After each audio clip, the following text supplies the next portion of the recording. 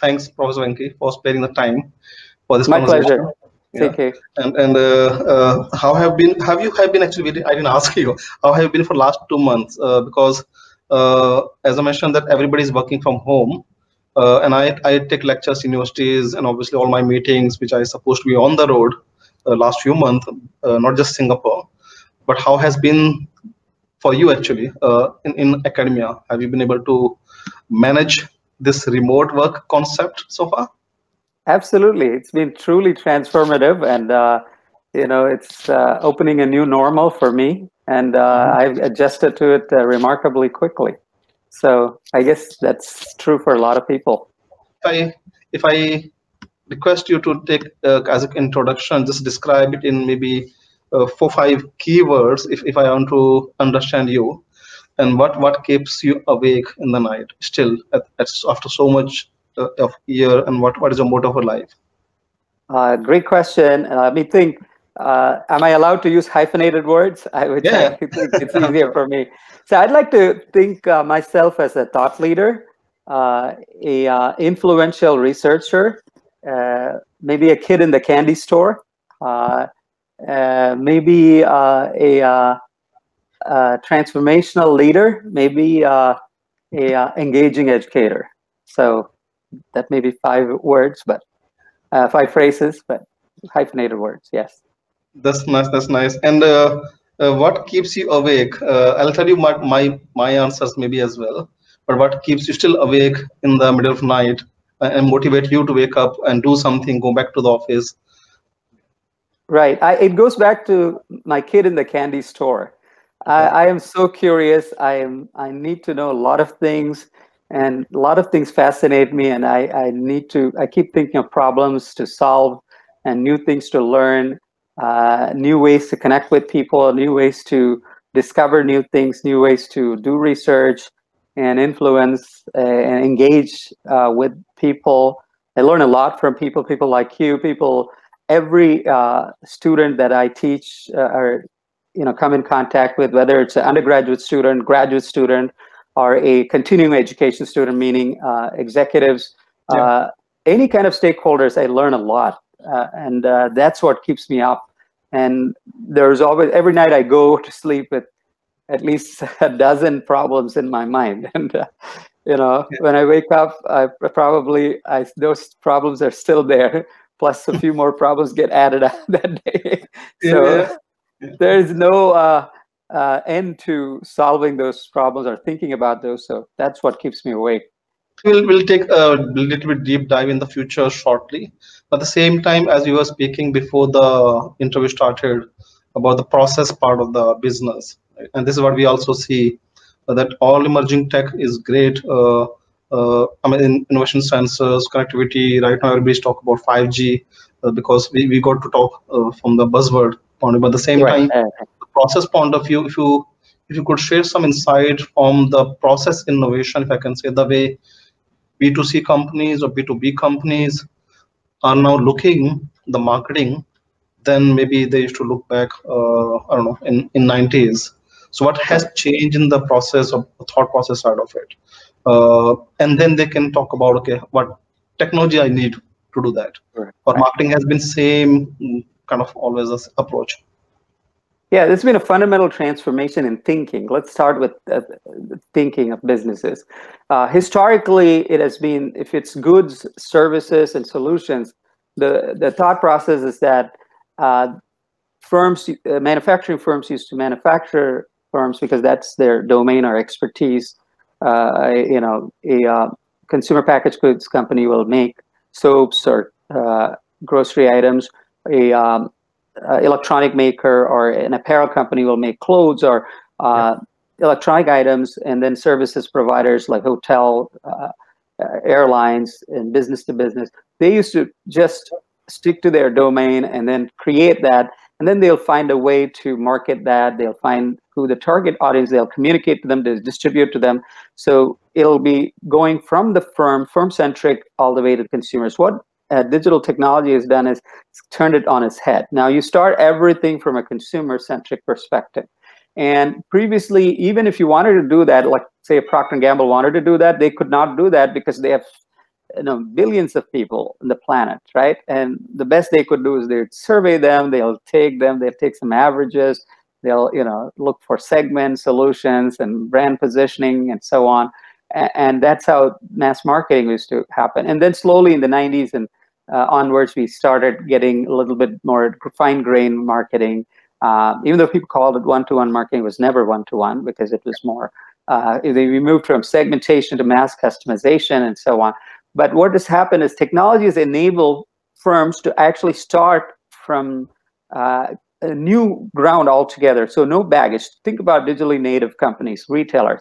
And what is enabling them to do better is data. Data is the new oil now, because it supplies the oil required to use all this machinery meaning machine learning, AI, all the technologies that can unravel all the preferences, all the predictions of the future. And then they can do it at a scale now, a remarkable scale. So consequently, there are advantages. So they are now turning things around, and they are showed customers a sample of what they can get. Amazon now tells you, it started, in the 90s. If you look at Amazon's evolution, they started with simply telling people, hey, you don't have to go to bookstores and not find the books you want. Now you have the largest book selection on the planet. Now you can order everything. They have the one-click ordering. They have the credit card storing, so you don't have to worry about it. They started recommendation, which was made possible because only of data. You can do the data analysis with a very simple algorithm, collaborative filtering, right, earlier on, right? Now you can boast of all the entire suite of machine learning, deep learning, all kinds of predictive models that we can use to now better understand the customer. So what is that is done is it's basically made marketing more technology-driven marketing. So we now talk about ad tech, mark tech, not just for, it was not the reserved for only B2B firms or technology firms, but also even business consumer firms. So you have digitally native retailers like Warby Parker, Bonobos. We have Casper, the mattress company. All of these, anybody can now start Stitch Fix, start afresh, and then they work backwards. So consequently, now you're seeing that, and this is where I feel like a lot of tech companies are still thinking in terms of stacks from the company's capabilities point of view, right? We have to start rethinking and start from customer's angle. So if customer wants 365-degree convenience, options, seamlessness across channels, medium, touch points, how do we really enable that? That business process, that's where you come to process. The process is completely has to be redefined, rechanged. And then it's become very dynamic because the bar is going up and up, right? So you learn something about customer preferences today, but it changes tomorrow. And you have an ability to influence those preferences, right? So that actually keeps, make this process more and more dynamic as you go along. So I call this, CK, survival of the bittest, not the fittest. So the companies that can really leverage, analyze the bits, the best, will survive in the long run, right? Because it's a continuous process.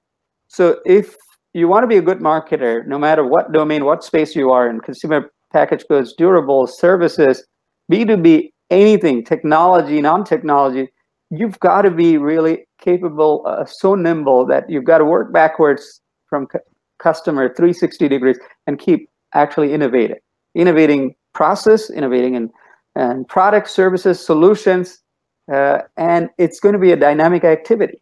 So businesses will have to learn to be so nimble and so thoughtful. Otherwise, it's going to be very difficult for firms to survive. Be COVID or without COVID, most of the brick and mortar businesses are kind of already struggling, right? The consumers do not go for shopping mall to just shop, but they do a lot more things. In this situation, especially last few months, I think Jeff Bezos and many other online people have made a lot more money, or the section services guys. So if we just keep those couple of things aside, but what will be your views? Because I mean, Singapore, I'm sure many other places, shops are running dry, hotels are kind of Airbnb, as we know, kind of crashing in, and tourism industries in the museums or like all those places are drying out, and these are all places for retail and those opportunities. So what is your thought that what now they could think of those physical spaces, because those physical spaces are not going to go anywhere. But at the same time, how could they re-innovate those physical spaces? Whether it's a big retail chain or maybe some little boutique kind of shop in a shopping mall, they could think of renovating. Any suggestions, any idea on those physical spaces? Yeah, at least I can speak to the US problems. Sure. Places like Singapore are more compact, and the real estate is very, very tight there. In the US, we have some places which are very high density and where there have been a lot of malls. Then some places, I live in Texas. Texas is very, very vast in terms of land area. And so density is not an issue. The way malls have been affected very, very deeply by this is that very, very striking. All the chain retailers have been affected, primarily brick and mortar. Those who had omni-channel presence, they've managed to transition very well because they have used the online capability. So pick up online, order online, pick up curbside, pick up in store or outside the store. It's now very common to a lot of retailers that are able to have both presence very strongly. There's going to be a short-term effect. There's going to be a long-term effect. The short-term, there's going to be a lot of retailers, chain retailers, primary brick and mortar. They're already filing for bankruptcy, closing stores major time, which you all know, right? Starting from the luxury retailers like Neiman Marcus, J. Crew, filing for bankruptcy. Now, JCPenney, department stores. Lots of department stores are overstored. Anyway, they're basically facing the edge of the cliff in some sense because they were not adequately prepared for the online transformation. So there will be a lot of empty space in some of the malls, and some of the ways in which mall owners are trying to leverage that is they are trying to give it out for data centers, for example, because data now is going to boom and digital transformation.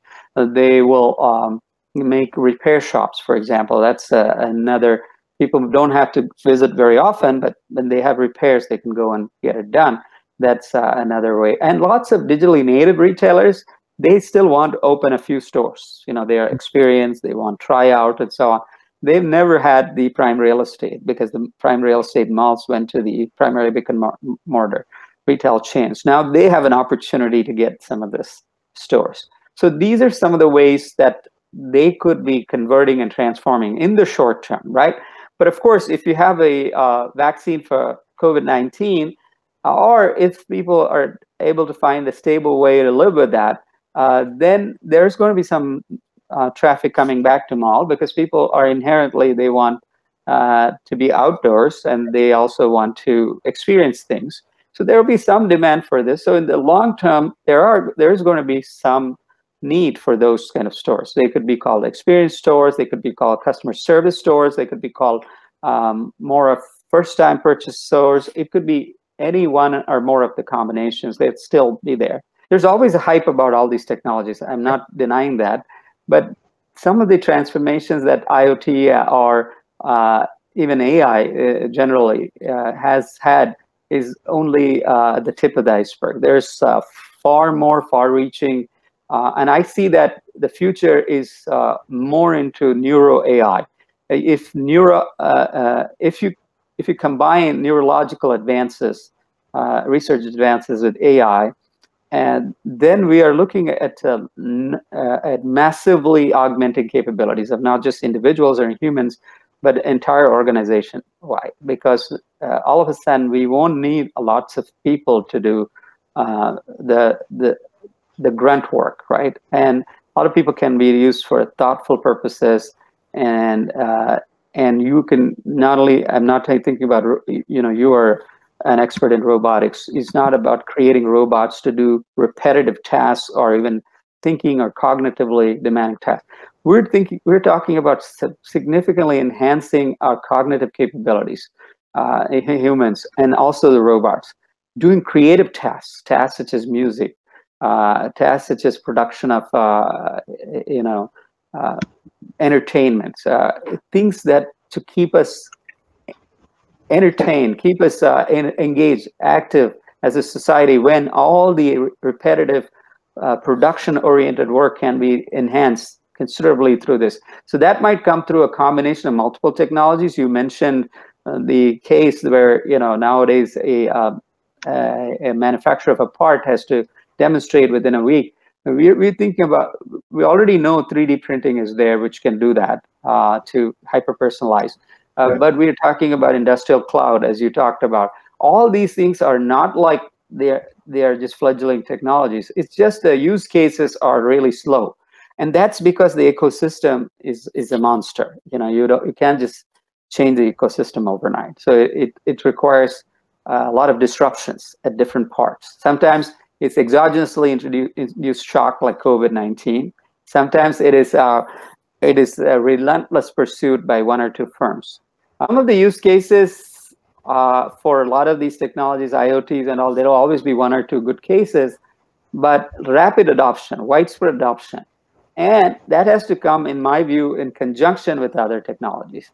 So in other words, all we need is, you mentioned 5G earlier on, right? 5G will just accelerate and make things faster and quicker, but you won't see a killer app for a while. But suddenly you might see a killer app where, somebody's, let's say, I'm just taking the example of health or medicine, right? So you need an emergency, somebody needs an emergency surgery, and there are no, and they're in a rural area and there are no doctors, right? Mm-hmm. So think of somebody in London or Singapore who's an expert in this area. He or she can really do the surgery remotely through haptic and so on, through the 5G, because you have low latency. That may be the killer app, I don't know, right? Mm-hmm. That could suddenly transform the way in which IoTs are enabled, embedded, and in the process in this ecosystem, right? And that just start off the chain. I mean, that may be the life-saving app, right? So far, companies are looking at IoT and saying that, okay, I'm going to incrementally do some things, but what are my ROI and so on. Yep. But as a society, as a transformational ecosystem as a whole, there may be one or two tipping points or killer apps that might come along at a certain point in time. And that's when we start to see a lot of things fall in place, right?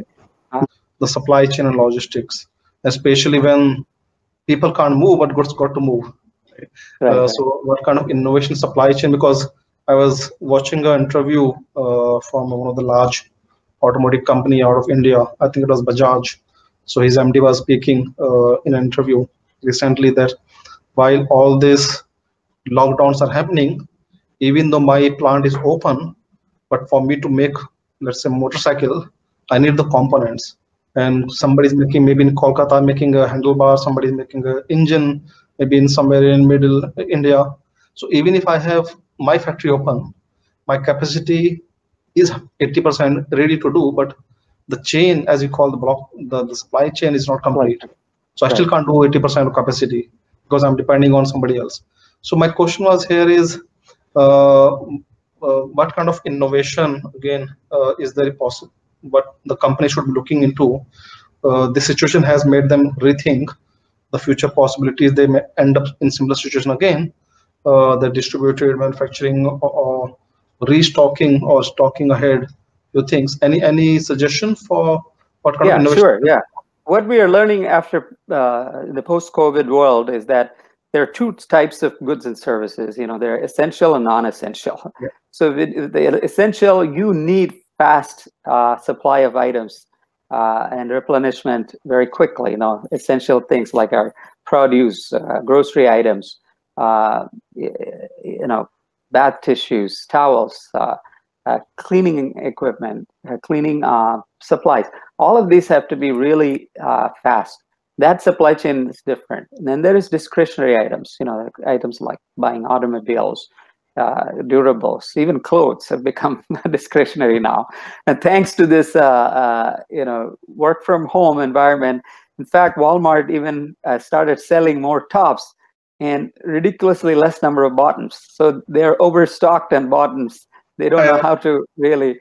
So you can see that there's a bifurcation there. And what's happening in the past, supply chain efficiency dominated everything, right? Because if in order to bring the cost down and efficiency, they were just doing for just in time and well connected, very high information driven. For Walmart's competitive advantage was basically supply chain efficiency, cross-docking management and everything, highly sophisticated information systems, just-in-time ordering. I personally have been to Walmart headquarters. I've witnessed that in their own warehouses, the remarkable efficiency. But suddenly this COVID-19 has now posed a lot of problems. It's now not efficiency, but resilience is becoming the more important part of supply chain. And previously, supply chain was more global. Firms were importing a lot from China, and because of the strains in global relationships between US, China, and a whole number of other nations, every country is now forced to be a little bit more self-dependent, independent and self-reliant. And so that changes now the configuration of supply chain globally. And even internally within, you mentioned different states within India too. If you have a bottleneck state, you cannot afford to rely on just that for a supply. So now you have to distribute it. So now you may want, companies are redoing their supply chain to be at least reasonably resilient, if not totally, because it's a trade-off between efficiency and resilience. And then also COVID-19 has accelerated the thinking towards, previously supply chain was dominated by human beings, people working in warehouses, moving objects, things, and so on. And then now people are looking at automation, robotics. Amazon started the trend. It's got tons of robots now doing all the stocking, sorting in the warehouses now, right? So now firms have to start thinking like that, because in a post-COVID situation, we cannot have a lot of workers clustered in warehouse environments. So you need to maintain social distancing, even within stores, right? Supply chain extends all the way until the final delivery, right? So the last mile is very important. Now we have gotten better at delivery, right? Because now human beings are doing the delivery. Now drones will come important, robotic cars and other things. So there will be a lot of role of technology now into supply chain. So now the role of technology is to make do the right balance between resilience and efficiency. And that's why supply chains are changing. And so products like made to order is going to become important. If people are transforming all the order placings to online, right, then it'll be more of a made to order. Previously, like as you said, if you go to malls and other things, you could browse, window shop. You could, if you're an apparel retailer, you could try out things. All these things are getting transformed now. Now virtual fitting rooms, virtual showrooms, right? Beauty cosmetic makers now has a virtual fitting session or fitting makeup session, right? All of these things are now transforming, and because of that, you don't need supplies of these items as much. But you need to be able to deliver once the order is placed, right? And that's a very difficult thing. And a lot of people don't underestimate retailing. Everybody says, oh, okay, just become totally omni-channel, have all the different touch points for that. It's humongously challenging process-wise. It requires you to be nimble in a lot of different channels, different touch points. It requires you to optimize, whether, we're mentioning all the way from manufacturing to inventory management, all the way to final delivery. And then if customers say, I want to order through using a mobile phone, but check it out on your kiosk, but then still pick it up on your curbside in a different location, and then return it in a totally different location. I mean, that really completely makes this a very challenging. And that's where IoTs can help a lot, because when these items are in transit in different places, they can talk to each other, both the information flow and the physical flow. That's where lots of IoTs can help a lot. Simple RFID to devices, to everything talking real time. And that may be another way to improve the efficiency of the system. I think one of the things which companies may relook at is essentials versus non-essentials. How they at least they can categorize supply chain process from that point of view. But at the same time, I just throw some of those examples again, which I get a opportunity to talk to from the investment perspective, because many companies they do want to kind of get the benefit of the technology, but they do not understand how to get the ROI. So I was chatting with one of the senior person in a bank here. It's a global bank, but the idea was that CK right now my challenge. He was sharing with me the problem, if I can say. He wanted to address. One of the job of the bank is to loan the money, right? So they can loan the money to the big boys, the Nestle and the Unilever of the world. There's no as such trust issue because they're not going to go. They're not going to disappear overnight, right? Yeah. But let's say CK has a small. His CK has moms and pop shop. And he's actually buying from Unilever and then selling forward, whether it's Maggi noodles or maybe some other 100 items. So he's Chandra I do want to help people like you, as an example, the small shops or maybe the small retailers.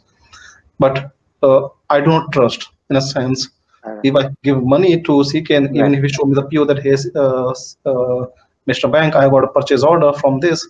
How do I know he's not kind of bluffing me? Or if I send somebody to his warehouse to audit his goods, that he do have that, again, I can loan against the asset.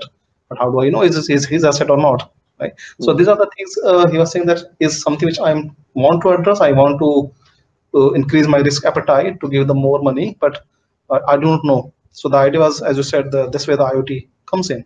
Right. So the idea is if when I purchase, let's say from my supplier, could be Unilever or whoever, the moment goods start moving in container, and if banks get information, yes, actually it is real, right? So I'll start loaning you, and then same time, warehouse, like CK has a warehouse. So instead of me sending an auditor month after month, and he or she goes on and do it on this manual thing, maybe transparency, CK goods for temporary, right?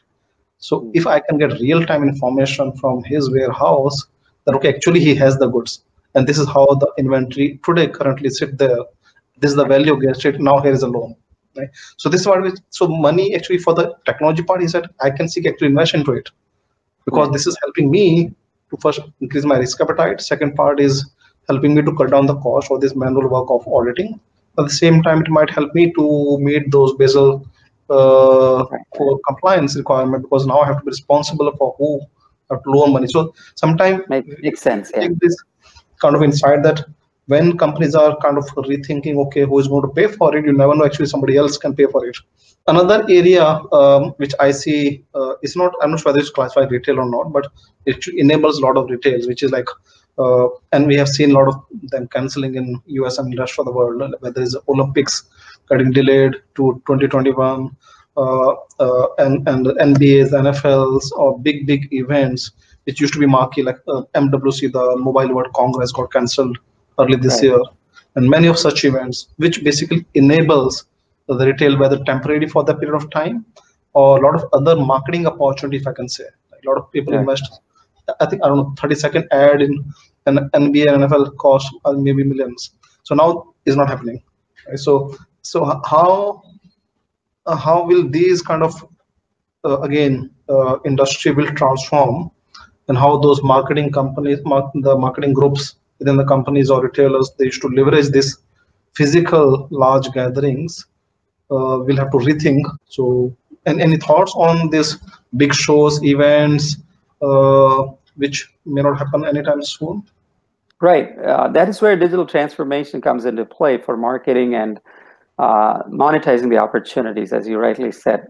As you know, television, which used to be the large audience for big ticket events like games, Super Bowls, music shows, concerts, all of these were really, the experience was being in the stadium and so on. And also they had eyeballs through television. Now you have OTT, digital streaming is taking over.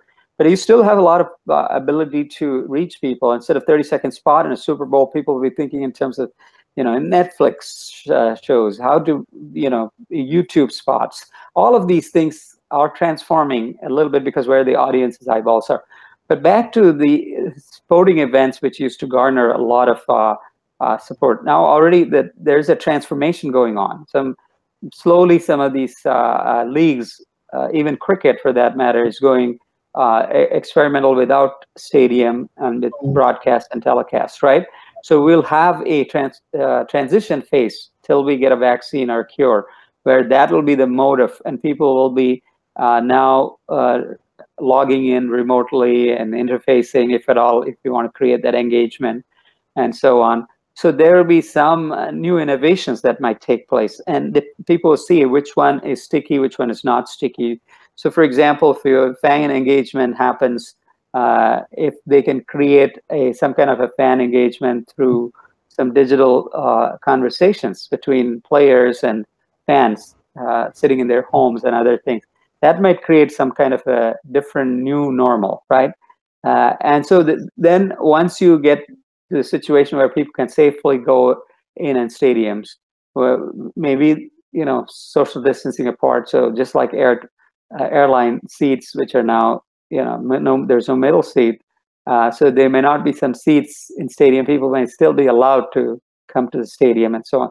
So I see a lot of several transition steps that's happening, and that's when the marketing innovations will start. So that's where technology will help marketers to discover new areas of opportunities, new sticky points, no pain points that'll become very important and catchy. Whoever thought a few years ago TikTok will take off, right? So those are the kinds of serendipity we will see as you migrate from where we are slowly towards back to the normal, where people can interact without fear of contagion. What will be your suggestion for those marketing professionals or the young minds who are trying to build their career into marketing and retail, what they should be focusing on so they remain relevant and then scale as well? Right. And any last suggestion for them? Since I'm fortunate to interact with all these people, as I said, I teach at all levels, right from Gen Zs, millennials, Gen Xs, baby boomers, all of them. One of the ways to prepare yourself for the future is to be ravenously curious. All right. So that means, you got to be open to a lot of changing things. So what you may learn today, you don't want to expect that to be a permanent skill set for the rest of your life. There was a time in which, people who went to college, got a degree. So if you got a engineering degree and you became an engineer, you can be an engineer for life. So if you got trained as a nurse, you can be, a nurse for life. Now, the same profession is morphing a lot. So unless you are keeping yourself agile and open, continuous learning, which is like lifelong learning, as we know, we should basically invest our early formative years when our brain is actually very fertile and amenable to picking up things and growing in the teenage years. We need to be really open to picking up lots of different things, skills. We should be open and diverse. We'll be in a very inclusive world, diverse world, and we need to be open to so many things. And that's what will help us adapt. The future successful professional is to be a very highly adaptive person, both biologically, emotionally, physically, all, technologically. You have to be very adaptive. And if you can prepare yourself to be more open and then learn as you go and apply as you go, then you will be in a much stronger position than somebody who says, I'm going to just, train to be a doctor. I'm going to memorize all these things and I'm going to go through the training and then I'll become a doctor. Even the medicine is going to be redefined. The future doctor of the world will, 20 years from now, will look very different from the doctor of today, right? So that's evolution for you. So I think that's my biggest sense of what I can tell, what people should be doing. I also want to leave a couple of caution as we as a society evolve. I want us to pay a lot of attention to AI safety, ethics, because fairness, all of these things should not get really brushed by the wayside or really swept by the carpet, there's a lot of danger that is happening here. So ethics, fairness, inclusion, and safety is very paramount importance, because we can pretty much lose. This is a runaway train, all this technology. And once you don't pay attention to this now, it may be too late to set. I mean, you could still set right things, but it takes years to do that. So that's where I think a lot of attention as business leaders, as technology specialists, all of us have to pay, researchers, we have to pay a lot of attention to creating that world of tomorrow where it's sustainable, not both from a planet being sustainable, but the technology evolution has to be more sustainable. We don't want to create a society in which we really regret why we create this, right?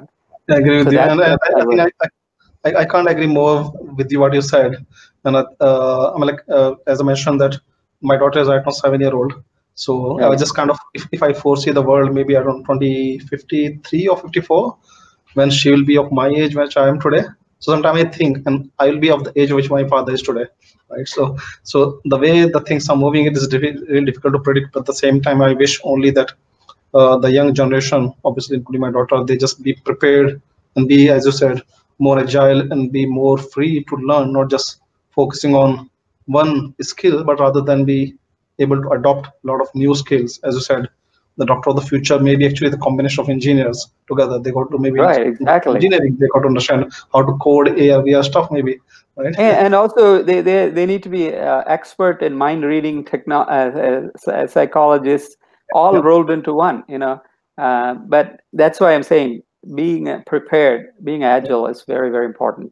I also want to mention that, we didn't talk about it. We talked about data being the oil. The key is really filtering the data. Not all 100% of data is going to be most influential or relevant. It is figuring out what 5% or 10% are the key. But to really know that, you'll have to really soak yourself in the oil, right? So, right? And then get out of it. Then when you actually, figure out this is the oil that is actually giving me the vitality, right? And then you can say that, okay, I don't need to worry about that other oil. But you have to get your feet wet in the oil. Yeah, I completely agree with you again, that while we can all talk from the 30,000 feet view, but at the same time, to feel things and be able to implement, we got to actually get our hands and sleeve ups. Again, one more time, thanks for spending time with us. My pleasure, and thank you. Yeah. And for everybody who is watching it, this is our All Things Connected Thought Leadership series. You'll be hearing a lot of such brilliant mind, Dr. Venki, in upcoming sessions. So I'm glad to join for this morning today in Singapore and evening in USA. And you have a good rest, Professor Venki. And we'll see you. Thank you, CK, and have a great weekend. And we'll be in touch again. Thanks. Thank you so much.